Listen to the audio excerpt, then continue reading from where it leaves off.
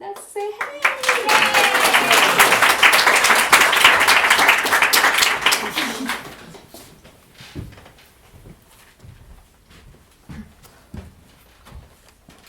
I'm a romantic person. I'm a dreamer. I love great stories of love, loss and heroics. And if, like me, you're a vintage lover, you probably are too. My partner Colin and I are living the dream, working for ourselves in the vintage and vinyl shop. You see, I'm in the business of nostalgia, of times gone by, of fairy tales and dreams. I deal in antiques, vintage vinyl records, the weird and the wonderful.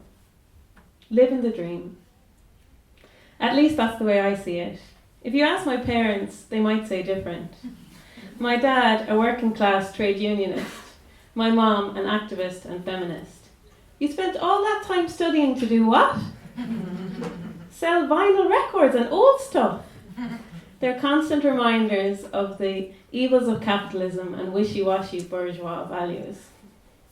In my family, you never lose the run of yourself. But they both treasure their records. For my mom, it's Cracklin' Rosie, a gift from her brother when she was 16 years old on her birthday. Cracklin' Rosie, Neil Diamond, 1970. An acknowledgement that she was now a woman. The first record that was hers, not her brother's, not her sister's, her very own property. Well, she doesn't believe in property.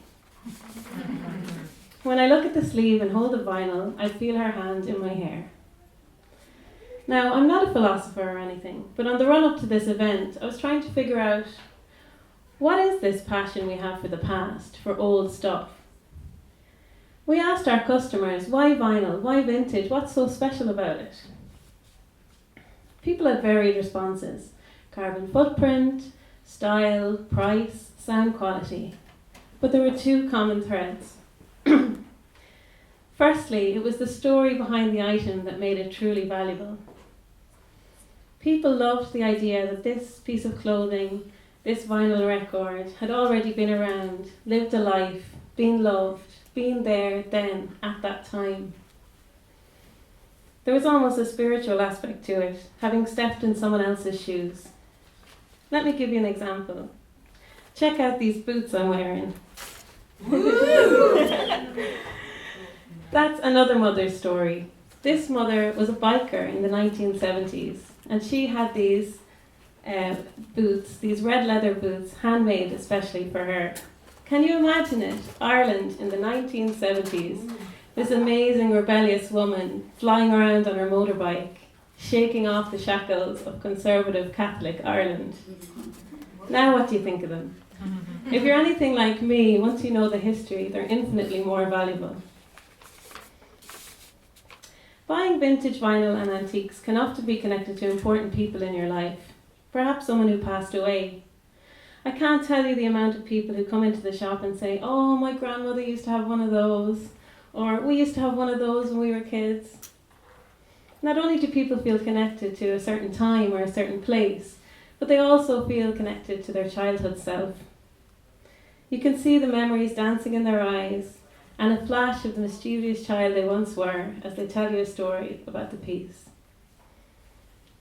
The second common thread was, in my opinion, even more interesting than the first.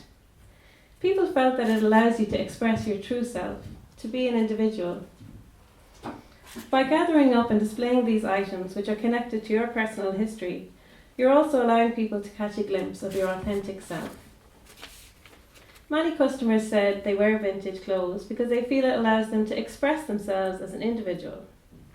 The clothes you wear can be described as an extension of yourself, the first hint a person gets to your character and how you wish to be perceived. Unique is often a word used to describe vintage clothes. No one else will have the same one. It makes you feel like a snowflake, interesting and different, completely yourself. This is in stark contrast to other chosen styles, which arrive by the pallet load and allow you to place yourself within a certain social group or class by wearing the latest big thing in the fashion world. But my one true love is vinyl. Original vinyl is the best. It feels good, it looks good, and it sounds so good. I love the crackle, the artwork, and the idea that this album is the actual one that came out when this music was new. Imagine someone listening to the record you have on your shelf was hearing the Beatles for the first time. Often in original vinyl, you find little notes. They could be handwritten lyrics, love letters. Once I found a record that just said, sorry I was such a dick today. Here's that record I was telling you about. The physical presence of our vinyl collections can serve as a sort of autobiography, showing the very best and worst of our taste and judgment. Proudly displayed in our living room, it is a visible part of us we're revealing to the people we bring into our homes. That's a little harder to do with an iPod.